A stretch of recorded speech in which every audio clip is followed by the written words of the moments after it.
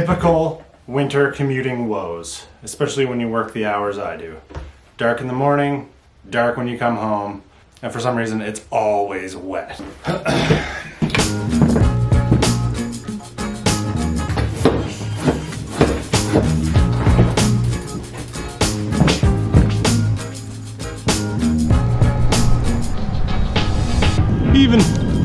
Even with all the cobbled together parts, this bike is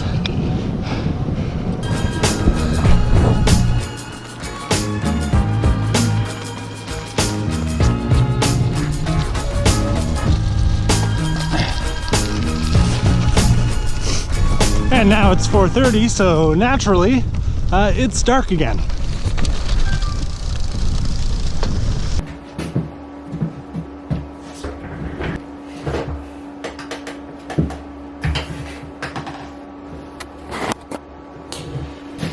Now, of course, with all the darkness, well, it does sort of make it hard to make any sort of real outdoor riding content when I'm at work for 10 hours of the day throughout the week.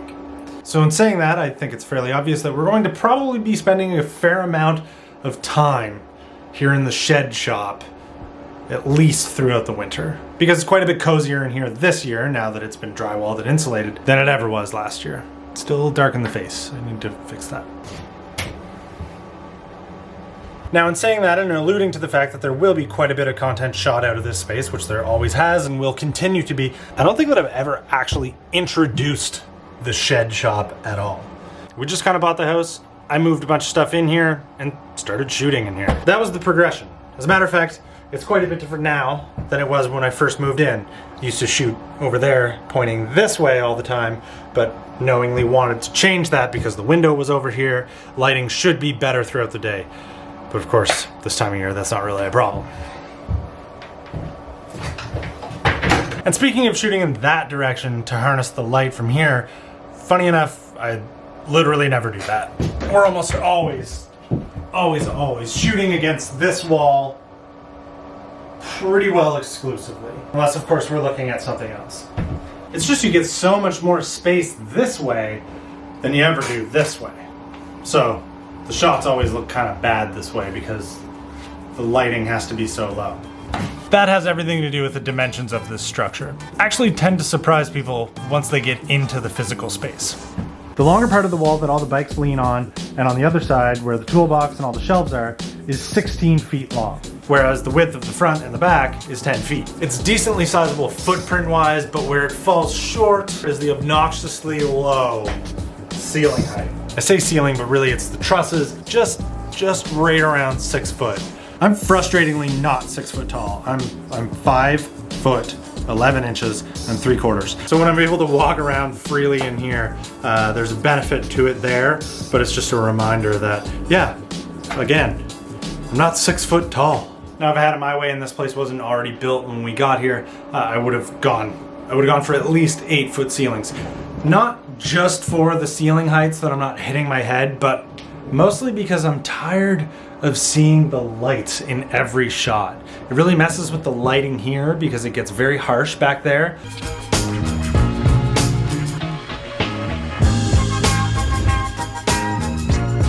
Anyone who works in a small space or lives in one will tell you is that organization and cleanliness is key. Admittedly, I am far from a particularly organized or clean person, but there is one thing that I mostly strive to make happen anytime I come in here with the mission of making sure that things are, clean and organized. And that is that all the bikes should be on this wall. Bikes are amazing. I love them. I love riding them, but they're big, they're bulky, they are annoying, and they take up a lot of space, and they will grab you as you walk by them.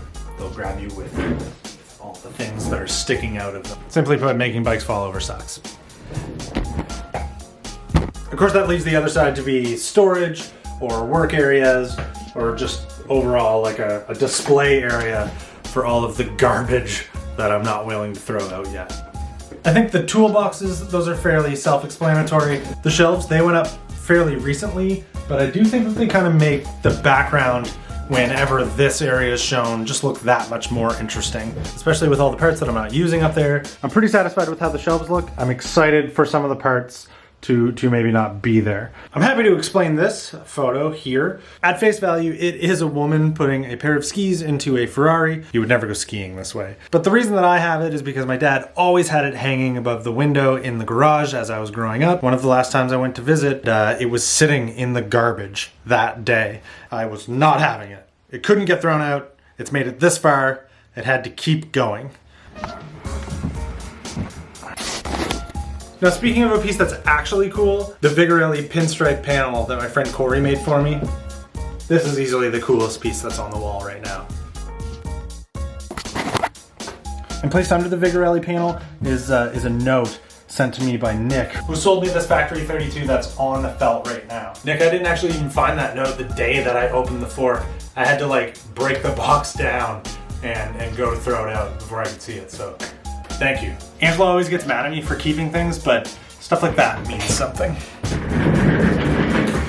So yeah, a long way from the dimly lit, cold beginnings that the shed was of last year. But in the time that I've been shooting in here, I've always found that this back wall has lacked something in the way of interest. And I've talked about throwing up the logo there before. Thinking about getting like a vinyl decal made that was like big, like 3 feet round, the red circle with the Spindat signature logo in it. And obviously I've still not gone to do that yet. Instead,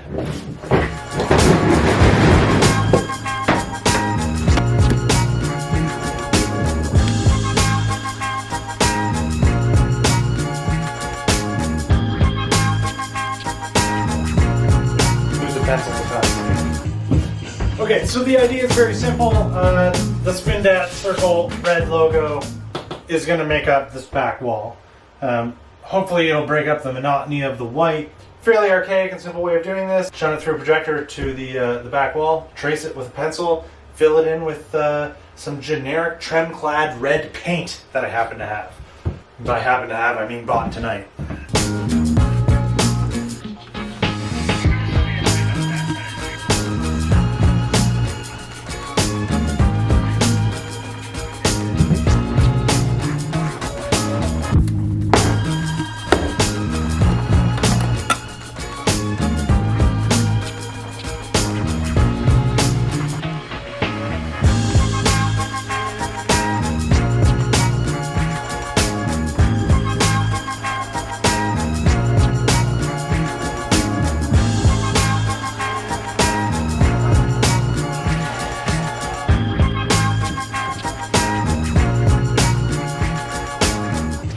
Far from good, but good from far, which is remarkably on brand for my channel.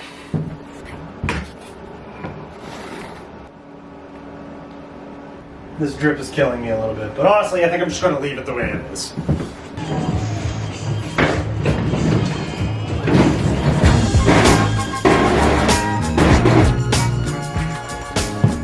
So that's the shed shop. This is it. You've seen it a lot of times. I've never really gone into detail about it. So if there was ever any questions that you had, hopefully they're answered. Also, and what do you think of this? I'm like over the moon with how it turned out. I think it looks fantastic and breaks up this back wall just that much more than a plain white wall ever did.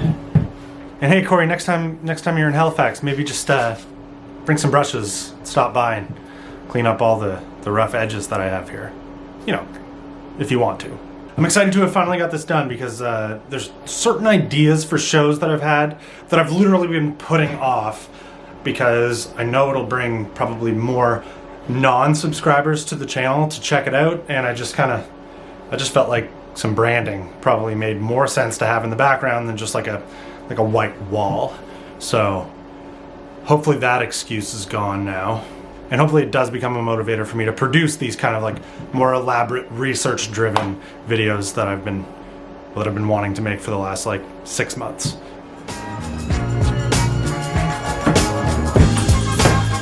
That's gonna be the thumbnail for this video.